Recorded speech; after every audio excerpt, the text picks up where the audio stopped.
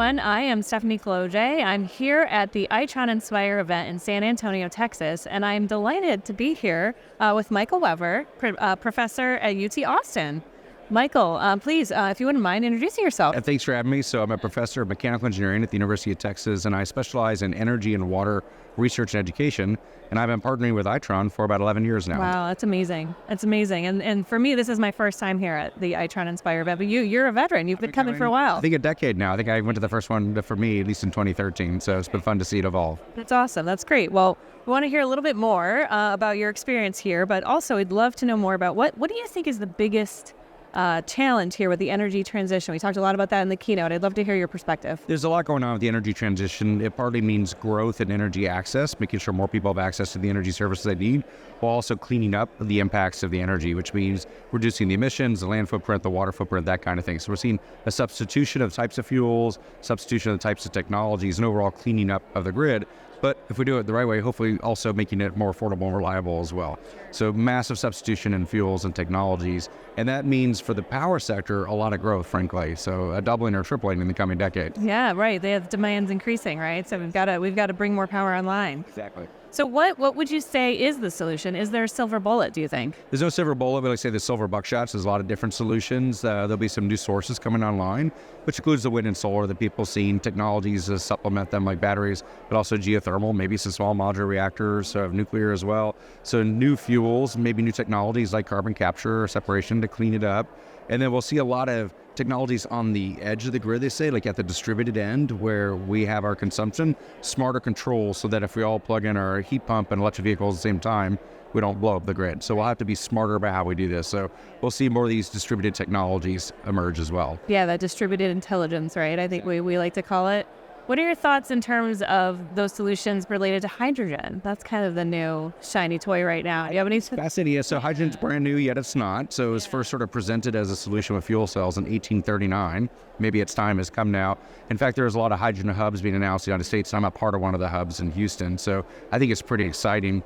If we think of the future of energy, we have to sort of ask, well, where is it going to be atoms versus bits? And if it's atoms, where is it electrons versus molecules? And molecules will play a role for things like making fertilizers or doing industrial heat or maybe aviation, where it's hard to electrify. And hydrogen, either as a fuel or a building block for the fuel, is going to be very important. But we need to make it more cleanly than the way we do it today. Today we gasify coal or convert methane into hydrogen. Let's do it a better way, and then we can sort of ramp up on how we use it. Yeah, something maybe with lower emissions, right? Lower emissions, yes, and also maybe not too water intensive. Yes, indeed.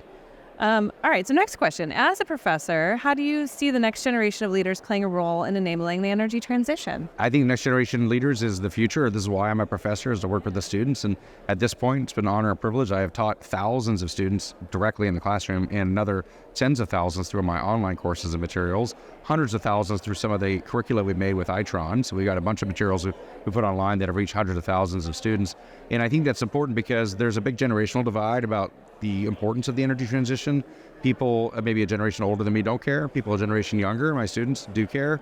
And they're going to be the future decision makers. So we want to get them in place as quickly as possible with energy literacy and water literacy. Well, and it's true that they do care, and there's a lot of opportunity for them. And I think it's them understanding what that opportunity is, whether or not it's with a company like Itron, if it's with a local utility like CPS Energy, there's a lot of great opportunity for them.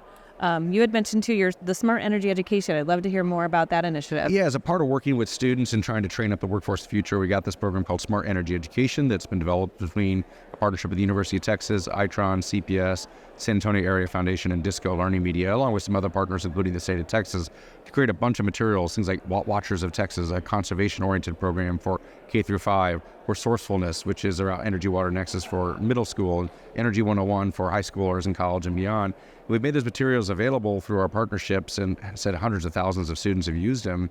And it's really incredible to see how that translates into savings at school districts, because kids know to turn off the light when they leave the room, or maybe generate less food waste, this kind of thing. So these kind of educational programs that emerge from partnership, we hope will have long-term reach. Yeah, it's sort of a domino effect, right? Exactly. Yeah, it's not just about the future jobs, but it's how they consume and save energy. Totally, that's right. We see some immediate impact, but maybe some long-term career as well. Yeah, that's great. Well, thank you for spending some time with me today, and I look forward to a great conference. What are you looking forward to most while you're here? I'm about to go next to Executive Roundtable, where I'll be moderating a conversation for about 3 hours with a bunch of executives, and I'm really curious to hear what they're worried about, like what are their concerns. So, but it's all great, and I look forward to meeting everyone. Awesome, great. Well, it's great to spend some time with you. We'll talk soon. Thanks, Stephanie. Thanks so much.